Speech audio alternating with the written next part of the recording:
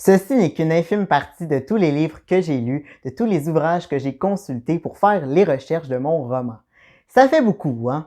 J'avoue que moi aussi j'ai été assez impressionné de voir tout ça. Mais comment j'en suis venu à trouver tous ces ouvrages? Comment j'ai fait pour orienter mes recherches et trouver des documents qui pouvaient vraiment m'aider à faire de bonnes recherches et à créer des choses sympathiques et intelligentes et intéressantes pour mon roman? Eh bien, dans cette vidéo, c'est ce que je vous propose de découvrir. Je vous propose de vous expliquer comment orienter vos recherches afin qu'elles durent un temps raisonnable et que vous soyez capable de trouver les informations qui sont importantes et qui vont vous servir pour votre récit. Alors, si ça vous intéresse, on continue.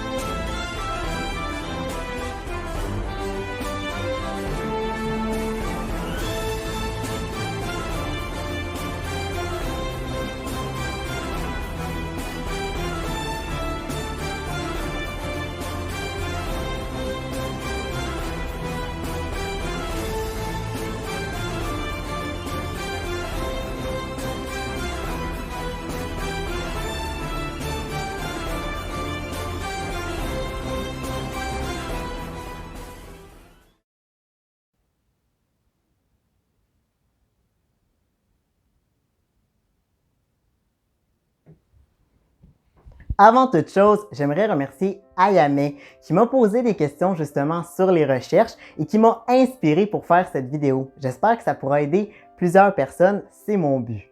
Ensuite, ce que j'aimerais vous dire, c'est que j'avais fait une autre vidéo sur les recherches dans laquelle je parlais plus des points positifs de faire des recherches avant de se mettre à écrire. Je vous conseille d'aller la voir. C'est pas nécessaire de la voir avant de voir celle-ci, mais c'est quand même intéressant, donc je la mettrai en barre de description. Alors, vous avez une idée de roman en tête. Vous connaissez les personnages, vous connaissez la trame, un peu l'histoire, mais vous savez que vous avez des recherches à faire avant de commencer pour vous préparer, pour être bien rodé et être capable de livrer le texte comme vous voulez. Petit hic, vous ne savez pas par où commencer. Vous ne savez pas quoi rechercher, comment trouver les sources, à quel point vous devez creuser un sujet et ça vous angoisse et ça fait en sorte que vous n'écrivez pas votre roman, que vous le repoussez. Eh bien, pas de panique, je suis là pour vous aider. Aujourd'hui, je vais vous donner ma méthode qui m'a permis de faire des recherches approfondies pour mon roman historique. Alors, en première partie de vidéo, je vais vous détailler la méthode et en deuxième partie, je vais vous montrer des ouvrages que j'ai trouvés pour vous donner des exemples plus concrets. Alors, si la deuxième partie ne vous intéresse pas, vous pourrez arrêter à la fin de la première partie, mais pour ceux qui voudraient voir plus en détail ce qu'il y avait finalement dans ma pile du début de la vidéo, eh bien, ça sera en deuxième partie. Ah, et j'avais oublié un petit quelque chose. Souvenez-vous que ma méthode n'est pas infaillible, que c'est pas la méthode parfaite et qu'il n'y a pas de méthode pour écrire un roman ni pour faire des recherches. Vous êtes libre de faire comme vous voulez. Si vous préférez commencer à écrire sans faire vos recherches, vous pouvez le faire. Si vous préférez faire comme moi, vous le faites aussi. Je suis là simplement pour vous donner des conseils, des idées, mais vous êtes libre de faire comme vous le voulez. On s'entend là-dessus. La première étape à faire pour orienter vos recherches, eh bien, c'est d'identifier le genre dans lequel vous écrivez, de même que l'impact que vous voulez que votre livre ait sur votre lecteur. Si vous avez visionné ma précédente vidéo sur les recherches, vous savez que le genre et l'impact peuvent influencer grandement les recherches, dans le sens que certains genres et certains impacts vont demander plus de recherche que d'autres. Alors, par exemple, un roman historique, ça va demander plus de recherche généralement qu'un roman plus contemporain. Et de même, un roman plus sombre, plus noir, par exemple, un roman où on voudrait dénoncer quelque chose, va généralement demander un peu plus de recherche qu'un roman plus feel-good où on veut simplement distraire le lecteur. Le fait d'identifier votre genre littéraire et l'impact que vous recherchez sur le lecteur, eh bien, ça va vous permettre de savoir en gros si vous devez faire beaucoup ou peu de recherches. Et ça, c'est quand même un bon point pour commencer. La deuxième chose à faire, une fois que vous avez identifié le genre dans lequel vous écrivez, de même que l'impact que vous souhaitez que votre roman ait sur votre lecteur, la deuxième chose à faire, c'est de cibler vos recherches. Et comment on fait pour cibler les recherches? Eh bien, c'est d'identifier toutes les petites choses que vous aurez à rechercher. Sur quoi précisément devez-vous vous documenter? C'est vraiment de ça qu'il va s'agir ici. De par mon expérience, les recherches sont presque toujours en lien avec trois choses. Soit un thème qui se retrouve dans votre roman, soit un personnage qui se retrouve dans votre histoire, ou soit un lieu qui va être dans votre récit. L'idée, ça va être de relever les principaux éléments de ces trois catégories. Alors, dressez une liste des principaux thèmes qui se retrouvent dans votre roman. Faites la même chose pour les personnages et pour les lieux. Vous devriez obtenir une liste plus ou moins longue dépendamment de votre histoire. À partir de là, vous devriez arriver à une liste plus ou moins longue d'éléments sur lesquels il faudra creuser. Alors, ça peut paraître assez paniquant, on peut se ramasser avec toutes sortes d'éléments à rechercher et ça peut faire peur. J'appelle ça la fameuse plotte de laine. On voit un gros moton, un gros amas de laine tout emmêlé et on se dit c'est pas possible, je peux pas rechercher, je sais même pas par où commencer. Alors, pas de panique, à partir d'ici, ça va devenir beaucoup plus simple. Parce que ce qu'on va faire, c'est qu'on va séquencer les choses, on va les rapetisser, on va les prendre élément par élément et on va identifier des questions qui vont nous aider à trouver l'information. Comme vous pouvez le voir à l'écran, j'ai moi-même fait l'exercice. Ce que vous voyez, c'est ma liste à moi. Alors, j'ai commencé par les thèmes, ensuite par les personnages et finalement par les lieux, ou plutôt le lieu, car moi, dans mon roman, j'ai un lieu principal seulement. Vous pouvez voir que j'ai adressé des questions en fonction de chaque mot que j'ai écrit. Par exemple, si on prend le thème de la folie, je me suis posé ces questions. Qu'est-ce que la folie? Comment l'a-t-on appréhendée à travers l'histoire, plus précisément en France de 1930 à 1960? Parce que c'est le temps dans lequel mon roman se déroule. Ensuite, pour le lieu, j'avais l'hôpital psychiatrique de Villévrard. Je l'avais déjà en tête avant de commencer mes recherches. Alors, je me suis posé ces questions. Quelle est l'histoire de cet établissement? Quel était son fonctionnement de 1930 à 1960? Au niveau des personnages, eh bien, vous voyez Douglas Marquis qui est schizophrène. Alors, pour lui, je me suis posé ces questions. Qu'est-ce que la schizophrénie? Quelles sont ses manifestations, ses symptômes? Quels furent ses traitements à travers l'histoire, plus particulièrement en France de 1930 à 1960? J'ai fait la même chose pour Thibault. Qu'est-ce que le trouble bipolaire? Quelles sont ses manifestations, ses symptômes? Quels furent ses traitements à travers l'histoire, plus particulièrement en France de 1930 à 1960? Ensuite, j'ai fait une catégorie des soignants. Parce que moi, comme mon histoire se passe dans un hôpital psychiatrique, mes personnages sont généralement soit malades, soit soignants. Alors, on a Chanel et André qui sont des infirmiers. Encore une fois, vous pouvez voir des questions reliées. En quoi consistait le métier d'infirmier dans un asile psychiatrique de France entre 1930 et 1960? Quelle était la formation à compléter et les compétences à acquérir? Quelles étaient les tâches des infirmiers et comment s'administraient les traitements? On a la version du psychiatre, en quoi consistait le métier de psychiatre dans un asile psychiatrique, c'est toujours la même chose. Quelle était la formation à compléter et les compétences à acquérir, quelles étaient les tâches du psychiatre, comment prescrivait-il les traitements, et etc. Alors, vous voyez ici que toutes ces questions, c'était déjà beaucoup plus clair pour moi de voir ce que je devais rechercher et à partir de ces questions, j'ai commencé à creuser pour trouver mes sources. La première chose que je fais toujours lorsque je commence mes recherches pour mon roman, lorsque je commence à m'intéresser à ça, eh bien, c'est de me rendre sur Wikipédia. Parce que Wikipédia, c'est une excellente source d'informations pour commencer. Alors, je ne vous dis pas de vous cantonner à Wikipédia, mais ça permet néanmoins d'avoir les informations principales sur un sujet et de vous renseigner sur les gens important, les spécialistes, les chercheurs, les médecins, les psychiatres, les historiens, peu importe le domaine qui vous intéresse, ça vous permet d'identifier ces gens-là, les gens qui, dans le domaine, ont une certaine notoriété et une crédibilité. Parce que sur une page Wikipédia, il y a toujours une zone référence et vous pouvez voir tout ce qui a été cité dans l'article sur Wikipédia et ça peut vous ouvrir des portes, ça peut vous emmener à des articles plus spécialisés ou à des monographies ou à des chercheurs qui ont fait des documentaires et tout ça. Un deuxième outil que vous pouvez utiliser, c'est Google Scholar. Je ne sais pas si vous connaissez, mais Google Scholar, c'est une base de données scientifiques. C'est-à-dire que quand vous allez sur Google Scholar, vous pouvez trouver des articles scientifiques, des thèses de doctorat, des mémoires de maîtrise, donc de l'information beaucoup plus valide, beaucoup plus poussée, beaucoup plus creusée, et ça peut servir, ça peut être intéressant. Alors, comment on fait pour aller sur Google Scholar? Eh bien, rien de plus simple. Vous allez sur Google et dans la barre de Google, vous tapez Google Scholar et vous faites Enter et vous allez tomber sur la page de Google Scholar. Et vous pouvez chercher de l'information dans la langue que vous voulez. Si vous parlez plusieurs langues, vous pouvez choisir de mettre 2 langues, 3 langues, peu importe. Et ça vous permet d'aller chercher de l'information et d'y avoir accès rapidement et facilement.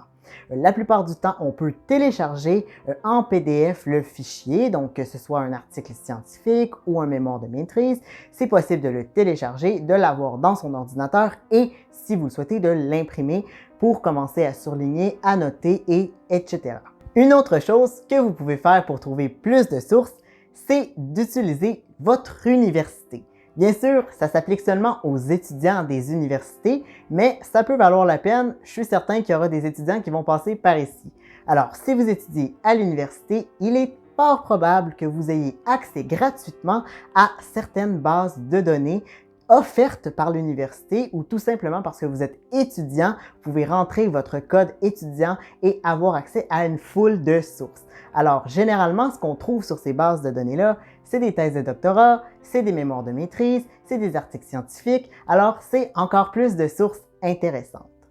Par exemple, moi, à mon université, je peux utiliser Eureka, Érudit et Maestro, qui sont 3 bases de données qui peuvent me donner encore plus de sources disponibles.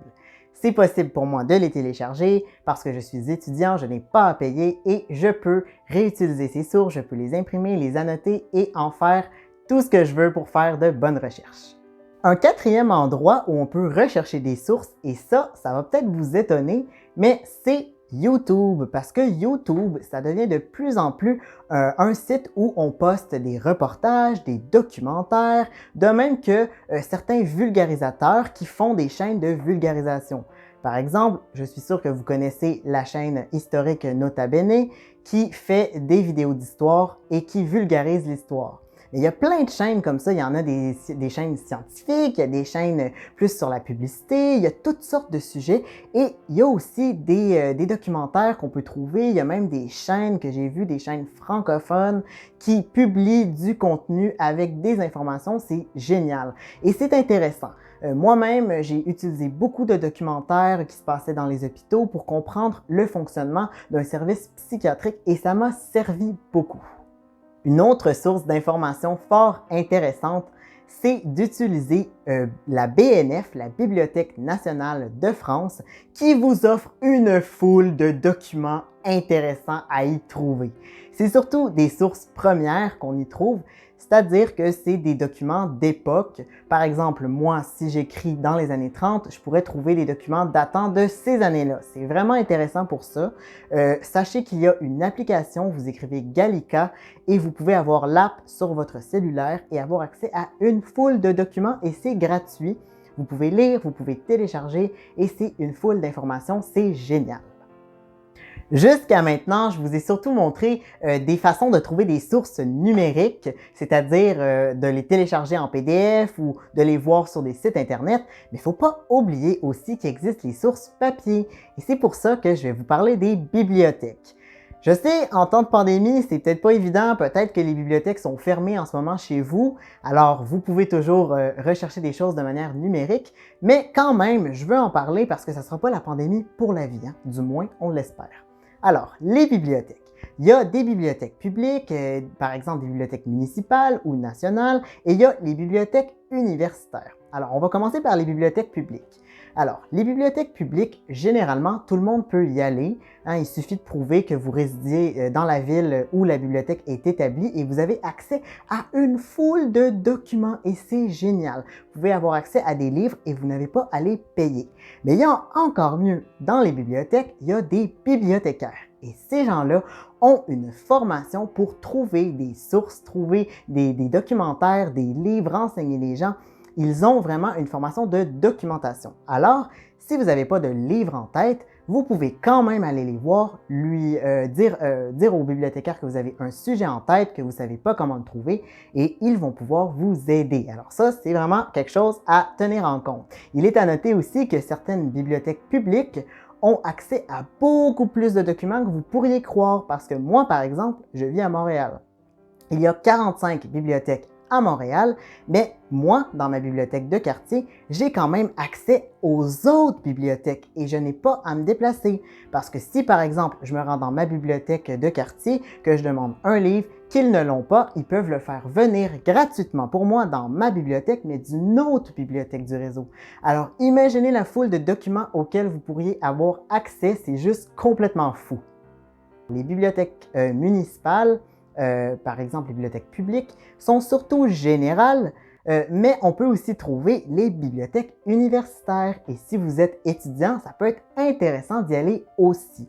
Parce que, à la différence des bibliothèques publiques, les bibliothèques universitaires sont plus spécialisées. Par exemple, moi, j'étudie en histoire à l'université. Ma bibliothèque à moi est dans un pavillon spécifique et ça, c'est la bibliothèque des sciences humaines. Donc, c'est vraiment là que moi, je vais chercher mes documents. Donc, si je cherche de l'information sur les sciences humaines, si je vais dans cette bibliothèque-là, eh bien, les bibliothécaires sont encore plus spécialisés parce qu'ils font ça toute leur journée et que c'est ça qu'ils font rechercher des documents dans cette veine-là. Alors ça aussi, c'est très intéressant. Si vous êtes étudiant, n'hésitez pas. Ça permet d'avoir du contenu gratuit et ça, on dit toujours oui. C'est bien beau tout ça, mais quoi faire si vous voulez acheter un livre? Eh bien, vous pouvez trouver des sources en les achetant, c'est également possible. Je suis sûr que vous vous en doutez. Alors, première chose, vous pouvez aller voir les libraires dans les librairies. Ils peuvent vous renseigner, ils peuvent vous aider à trouver des livres et si jamais ils les ont pas en stock, ils peuvent les commander et vous pouvez les avoir plus tard. Donc ça, c'est une possibilité de faire aussi si vous voulez acheter parce que parfois, quand on emprunte un livre, on ne peut pas le garder longtemps et pour certains documents, c'est peut-être plus intéressant de les avoir pour vraiment pouvoir les exploiter comme on le souhaite. Alors, les librairies, c'est intéressant. Il y en a certaines qui sont spécialisées. Peut-être que vous en avez une au coin de chez vous qui est spécialisée dans un domaine. Ça peut être intéressant d'aller voir là. Mais il ne faut pas oublier aussi qu'il existe les librairies de livres usagés. Et ça, c'est très intéressant parce que vous avez accès à des livres beaucoup moins chers et souvent dans ces librairies-là, on trouve des livres qui sont plus édités ou qui sont discontinués ou épuisés. Donc, ça peut être intéressant parce que parfois, on veut avoir une source et puis le livre a été publié en 1980, il n'a pas été réédité, on ne peut pas l'acheter nulle part parce qu'en librairie, c'est seulement des livres neufs. Alors, on peut se rabattre sur les librairies de livres usagés. Et ça peut être super intéressant, alors c'est à prendre en compte aussi. Par exemple, quand je suis allé en France, je suis tombé sur une librairie de livres usagés à Versailles. J'y suis entré et j'ai trouvé ce livre sur le comte de Provence, le frère de Louis XVI. Et ça va être utile pour moi parce que je compte écrire un roman sur sa vie. Donc ça, c'est vraiment intéressant et j'aurais pas pu le trouver ailleurs parce que ce livre-là, il date des années 50 et il n'a pas été réédité. De même, à Paris, si vous vous promenez proche de la Seine, certainement pas en ce moment à cause de la pandémie, mais en temps normal, il y a souvent des vendeurs de livres qui s'étalent en bordure de la Seine et on peut trouver des choses complètement folles, comme par exemple ici, j'ai trouvé un document, dans le fond, un livre des fables de La Fontaine qui date de 1753 et c'est vraiment hallucinant. Pour moi, c'est super parce que je peux vraiment m'imaginer le livre à quoi il ressemblait, je peux lire les fables, voir la typographie. Et ça va être vraiment intéressant pour moi quand je vais écrire ma trilogie historique.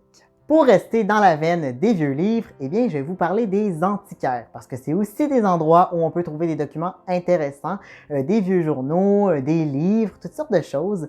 Et moi, j'ai trouvé justement un livre, c'est assez fou, c'est un livre de médecine qui date de 1795. Je l'ai trouvé chez mon antiquaire. J'étais très surpris parce que en Amérique, c'est difficile de trouver des livres comme ça. La plupart du temps, je me rends en France pour les acheter. Mais bref, j'étais très heureux et ça va être super utile parce que j'ai un personnage qui va être médecin et qui va être chirurgien, entre autres, parce que ça, c'est les techniques de chirurgie. C'est un livre qui a été édité à cette époque-là et je vais m'arranger pour que mon personnage le possède. Ça pourrait être très intéressant. Alors ça, c'est le genre de petites choses qu'on ne trouvera pas en librairie normale, mais qu'on peut trouver dans d'autres librairies ou des antiquaires. C'est quelque chose à retenir. Un autre endroit où on peut trouver des livres intéressants, c'est Amazon. Alors Amazon, vous connaissez bien sûr, mais ce qui est intéressant avec Amazon, c'est qu'on peut acheter de partout. C'est-à-dire que moi, je suis au Canada, mais je fais beaucoup de recherches pour la France parce que mes histoires se passent en France ou aux États-Unis. Donc souvent, il y a des livres qui sont que disponibles en France. Mais je peux quand même acheter avec mon compte canadien sur amazon.fr et je peux trouver les documents là-dessus. Alors, ça m'arrive souvent d'en acheter sur amazon.fr ou amazon.us pour les États-Unis ou même en Grande-Bretagne.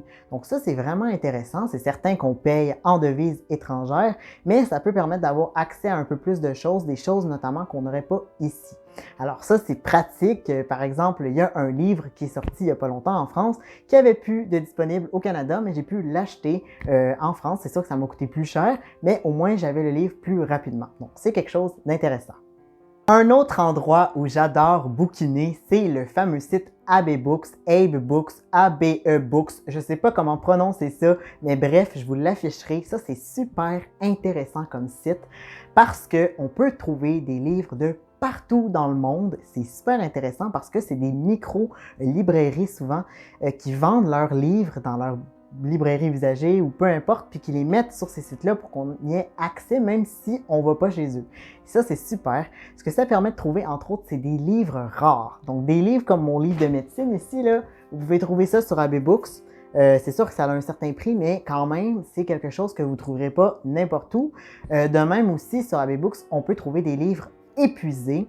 Donc, des livres où on n'a plus de copies disponibles nulle part ou qui n'ont pas été réédités et vous pouvez les trouver là-dessus et ça aussi, c'est très intéressant. Il y a plusieurs livres que j'ai trouvés là-dessus que je ne trouvais nulle part et c'est vraiment AB Books qui m'a permis de les trouver. Et étonnamment, c'est pas si cher que ça. C'est quand même abordable. C'est sûr que ça dépend du livre, mais c'est quelque chose quand même que je trouve que c'est intéressant. Un autre endroit pour dénicher des livres, c'est eBay.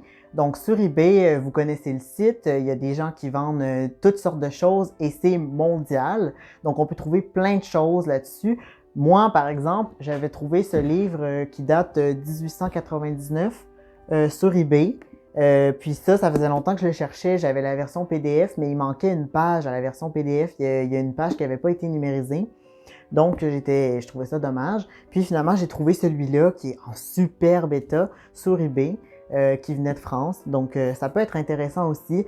eBay, c'est plus cher quand même, je trouve, mais c'est sûr que moi, je vis au Canada, mais en tant que Français, ça doit être vraiment moins cher parce qu'il y a beaucoup de documents qui sont là-bas ou en Europe, parce que l'Europe, c'est un vieux pays, donc il y a plus de vieux documents qui peuvent se retrouver là. Alors, c'est quand même quelque chose à noter aussi. Et finalement, le dernier endroit que je pourrais penser ou trouver de l'information, des documents, c'est les petites annonces classées. Donc, les sites des petites annonces, comme par exemple au Canada, au Québec, on a Kijiji. C'est comme Le Bon Coin en France, c'est la même chose. En gros, c'est des petits sites où des particuliers peuvent décider de vendre des choses, comme par exemple, moi, je pourrais décider de mettre un de mes vieux livres, je le ferai pas là, mais je pourrais décider de mettre un de mes vieux livres là, puis peut-être qu'il y a quelqu'un qui pourrait être intéressé. Donc ça aussi, ça peut être intéressant pour trouver des livres, peut-être pas des livres si vieux que ça, mais trouver par exemple des éditions passées qu'on voudrait consulter ou juste carrément un livre qui n'a pas été réédité, qui date des années 70, ben, on peut le trouver là-dessus. Donc, c'est quand même à garder en tête parce que je trouve que c'est une belle façon aussi de trouver de l'information. Puis, en plus, généralement, c'est pas très cher parce que c'est en particulier, ça se fait bien. Donc, pourquoi pas?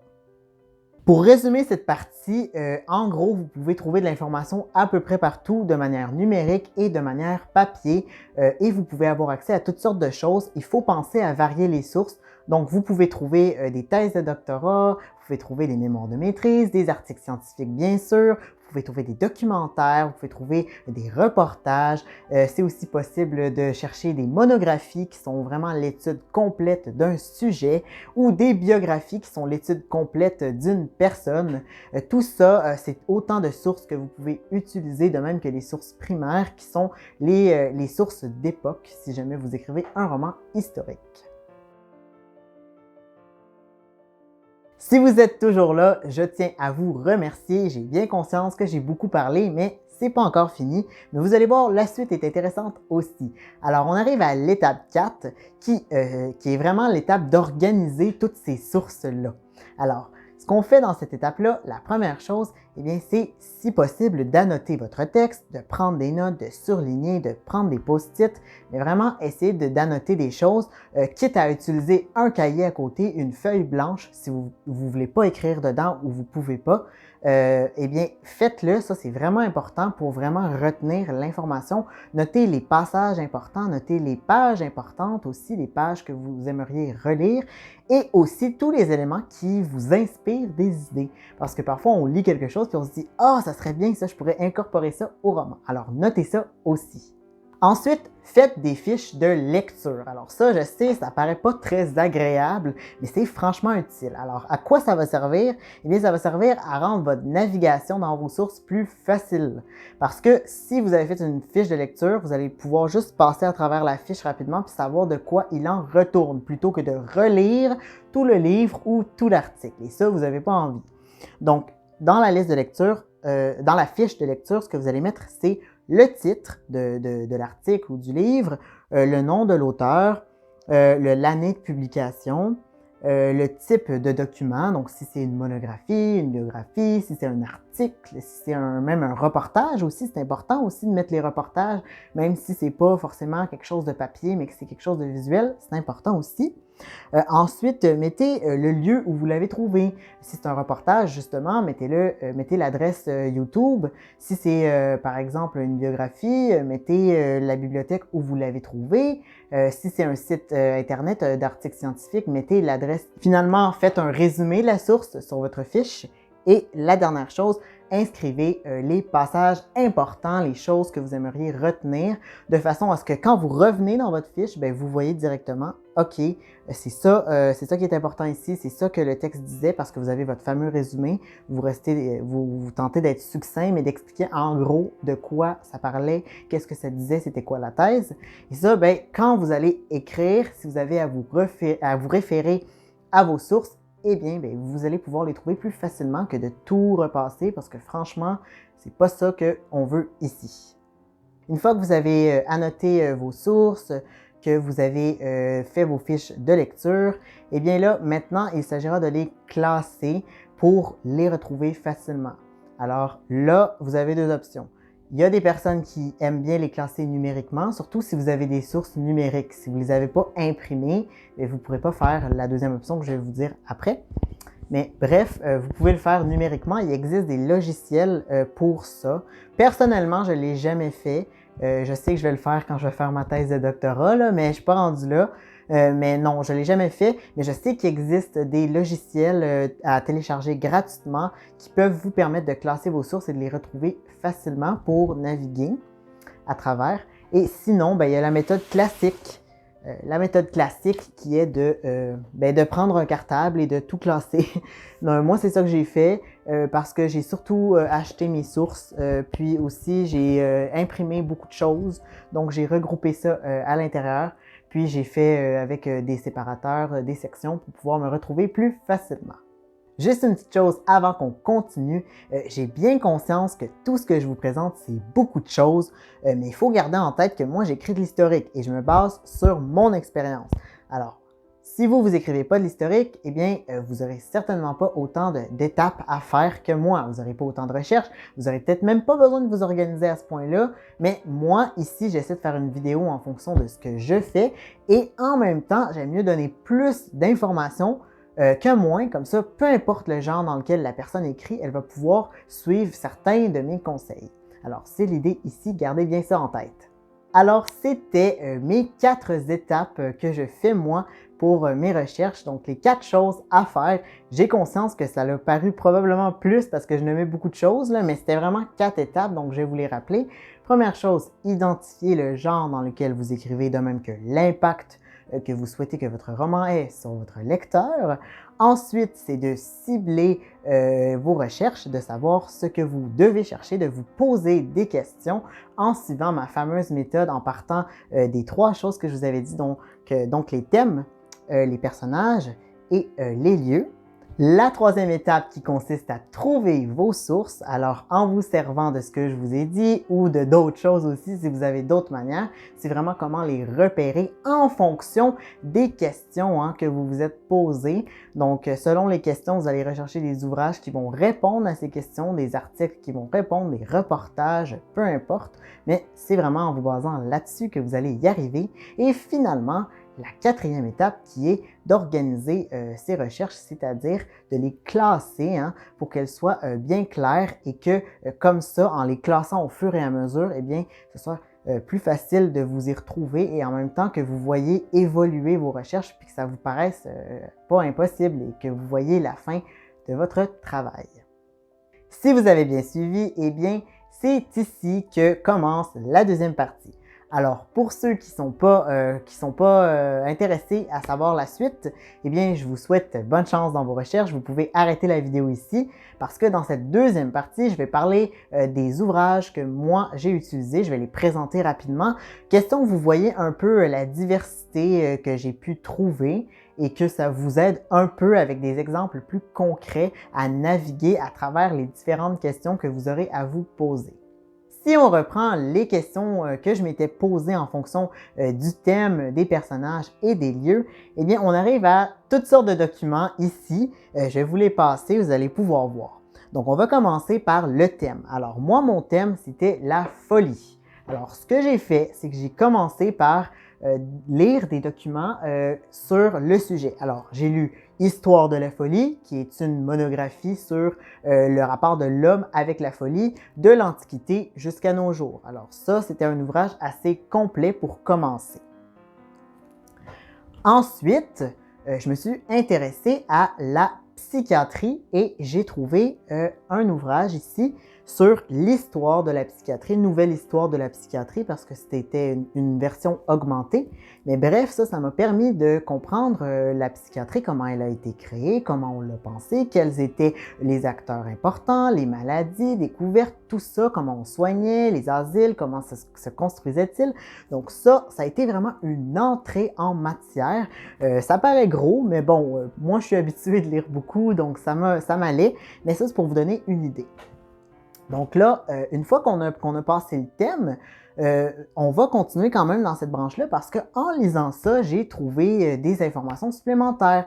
Par exemple, j'ai appris des choses sur l'hécatombe des fous, qui est dans le fond un événement assez terrible qui s'est produit en France, mais duquel on parle très peu. Si vous voulez plus d'infos, j'ai fait une vidéo entière sur le sujet, je la mettrai en barre de description. Mais j'ai lu, pour commencer, j'ai lu une thèse de doctorat de Max Lafon sur l'hécatombe des fous. Donc, j'ai lu ça pour bien comprendre cet événement historique parce que ça tombe en plein dans la période où mon roman se déroule. Donc, c'était important pour moi d'en parler parce que ça touche mes personnages, ça touche les asiles. Et j'ai lu ce livre-là aussi. Ça, c'est pas une thèse de doctorat, c'est une monographie, c'est une étude. Et les deux sont un peu en contradiction. Donc, ça me permettait en même temps d'avoir 2 thèses différentes, de me faire une tête là-dessus. C'était fort intéressant. Donc, maintenant, on arrive au lieu. Alors, moi, j'avais recherché en amont un asile psychiatrique avant même de faire mes recherches parce que je voulais avoir une idée de où mon histoire se passerait, où. Et en même temps, je voulais pouvoir repérer cet asile-là dans les divers ouvrages pour pouvoir trouver de l'information. J'ai été super chanceux parce que j'ai découvert ce livre qui s'appelle « Villévrard, murs, destin et histoire d'un hôpital psychiatrique ». Alors, ça a été écrit par André Roumieux, qui était un infirmier psychiatrique qui a travaillé des années 50 jusqu'aux années 80 à Villévrard. Donc ça, c'était vraiment génial parce que ça a été écrit par lui, qui a fait des recherches pour retracer l'histoire de cet asile-là, qui a été construit en 1868. Puis on voit vraiment à travers ce livre toute l'histoire de l'asile, et ça, c'est super important pour moi. Donc ça, c'est vraiment l'ouvrage auquel je suis revenu le plus souvent, un des ouvrages auxquels je suis revenu le plus souvent, parce que c'est très pertinent, comme vous pouvez le voir. Ensuite, je suis arrivé au personnage. Donc, j'ai pris Douglas, qui était mon personnage principal, et je savais qu'il était schizophrène. Alors, j'ai commencé par un ouvrage ici, excusez-moi, voilà, qui s'appelle La schizophrénie, un siècle pour comprendre. Donc ça, c'est vraiment un ouvrage qui a été écrit sur l'histoire de la schizophrénie, comment on a découvert ce trouble, comment on l'a soigné au fil des ans, comment on l'a étudié. Donc ça a été un ouvrage très intéressant pour comprendre un peu comment la schizophrénie était à l'époque qui m'intéresse, parce que forcément, on ne la traitait pas de la même chose, de la même façon, et on ne l'appelait pas nécessairement pareil, comme par exemple la schizophrénie, au départ, c'était la démence précoce, parce que les gens qui étaient atteints de ce trouble étaient jeunes, donc on disait qu'ils étaient déments, qu'ils perdaient la tête, mais à un âge précoce. Donc c'est un peu l'idée ici. Donc ça a été fort utile pour commencer.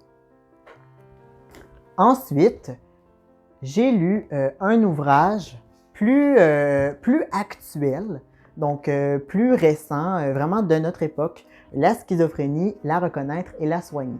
Alors pourquoi j'ai lu ça? Eh bien parce que même si ce document est beaucoup plus récent et que forcément les éléments qui s'y retrouvent ici, on ne les connaissait pas tous avant, à l'époque de mon roman, eh bien, reste que les manifestations étaient les mêmes. C'est juste qu'on ne les comprenait pas de la même manière ou on ne les appelait pas de la même façon. Mais ça, c'était intéressant et ça m'a permis de comprendre la schizophrénie, c'est quoi. Parce que dans la schizophrénie, il y a des symptômes, il y a des traitements associés, il y a toutes sortes de choses que je devais comprendre pour pouvoir rendre Douglas véridique et réaliste. Donc, j'ai lu ça et c'était fort instructif. Finalement, pour Douglas, j'ai lu des témoignages, soit de la famille, des proches d'un malade, ou soit d'une personne qui a souffert de la schizophrénie. Donc, j'ai lu ici un ouvrage, Mon fils schizophrène, d'une maman qui parle de la maladie de son fils, qui raconte l'histoire, toutes les manifestations associées. Après, j'ai lu Je suis mademoiselle C schizophrène, encore une fois, qui raconte l'histoire d'une femme schizophrène qui a vécu à une certaine époque. Donc ça, c'était plutôt vers les années 50-70, donc sur ces 20 années-là. Donc ça aussi, fort intéressant.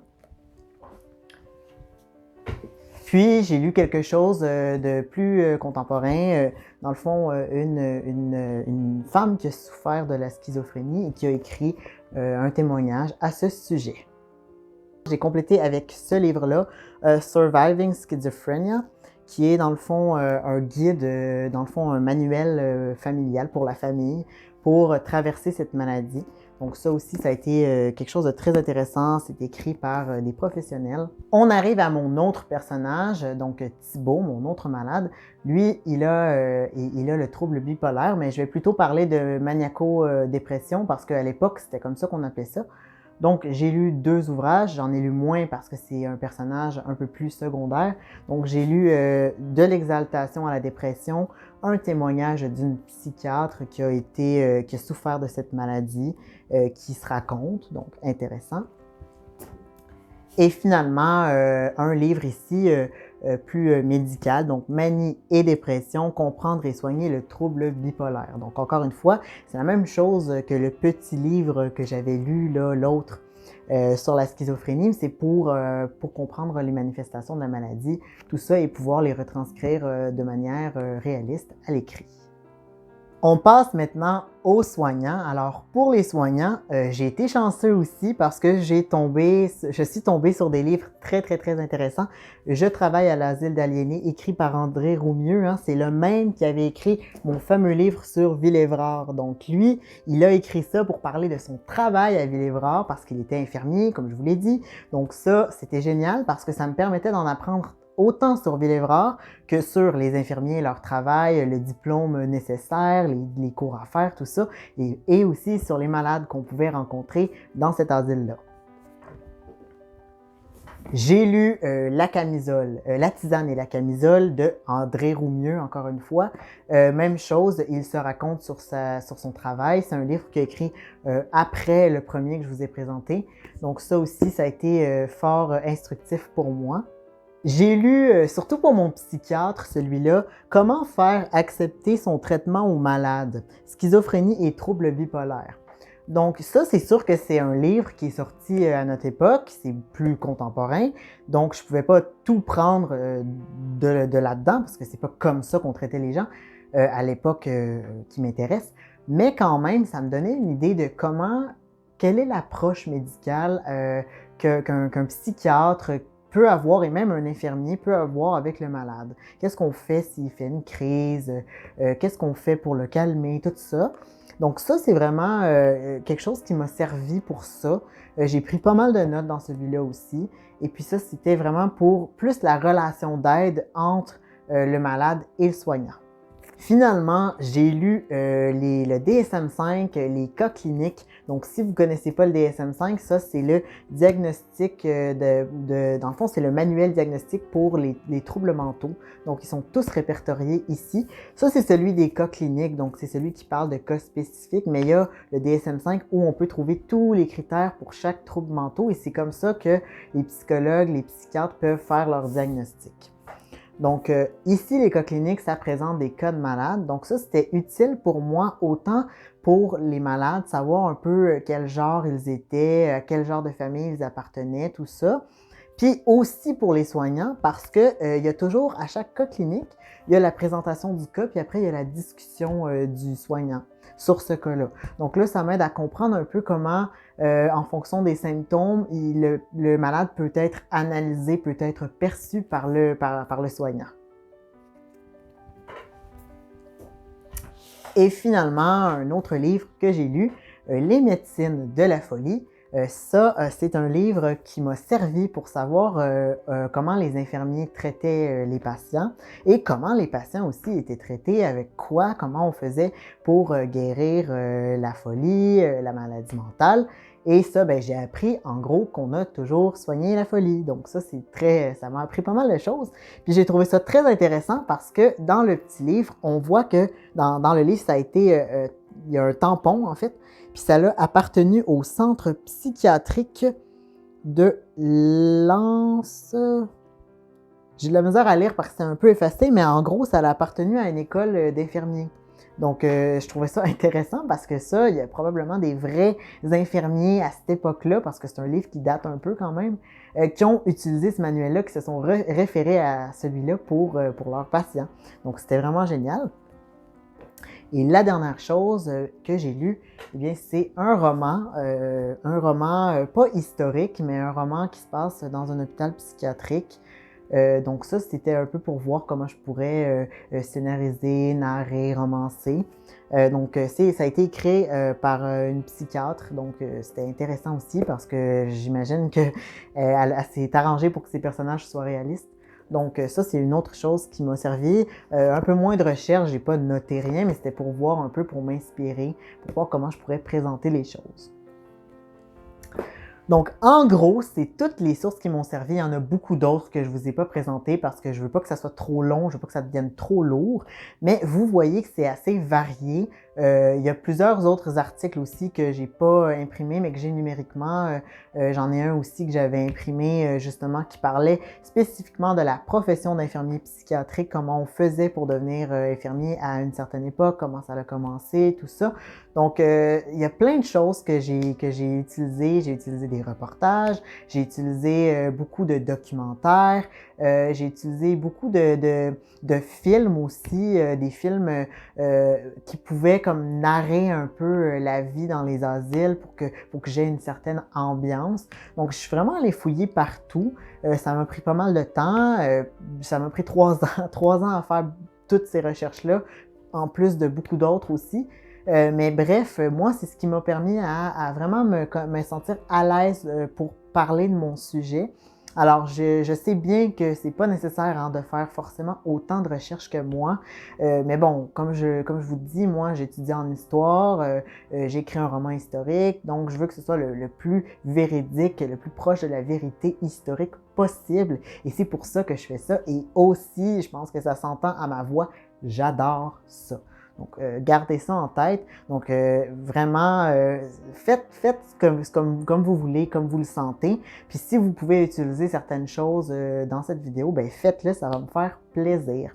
Alors, c'est sur ce que s'achève ma vidéo. Je pense qu'elle va être très longue. Je pense, honnêtement, pour les conseils d'écriture, je pense qu'il n'y aura pas plus long que ça parce que c'est énorme. Donc, j'ai bien conscience que j'ai beaucoup parlé, donc je vais vous laisser aller mijoter ça. Je vais quand même vous poser une question parce que j'aime beaucoup poser une question en fin de vidéo. Donc, je serais curieux de savoir quel type de roman vous écrivez, quel type de texte, quel impact vous aimeriez que votre texte ait sur le lecteur. Je suis vraiment curieux de savoir ça. Vraiment, ça m'intéresse. Alors, autre chose aussi, la dernière fois, dans la dernière vidéo, si vous l'avez vu, je vous avais dit que j'avais un micro. J'avais un micro, mais je ne sais pas pourquoi il ne fonctionnait pas avec mon autre caméra. Bref. Là, je pense qu'il fonctionne. Donc là, j'ai le son pour vrai. Fait que j'espère que c'est mieux à l'oreille et que c'est plus agréable à écouter. C'était le but. Et puis surtout, ben, je vous rappelle finalement, avant de terminer, que j'ai toujours l'Instagram, hein, mon compte Instagram. Vous pouvez aller faire un tour. Je publie des choses, des conseils d'écriture. Je publie aussi des citations d'auteurs. Puis je crée des discussions un peu comme ça. J'essaie d'avoir des discussions. Mais bref, vous pouvez y aller, je vous invite, j'espère que vous allez y aller. Et pour la chaîne, ben n'hésitez pas à vous abonner, n'hésitez pas à partager la chaîne aussi pour me faire connaître, pour faire connaître mon travail, si vous aimez ça, bien entendu. Et puis moi, ben je vous dis à la prochaine. Et puis surtout, écrivez bien. Allez, ciao! I'm sorry. I don't want to be an emperor. That's not my business.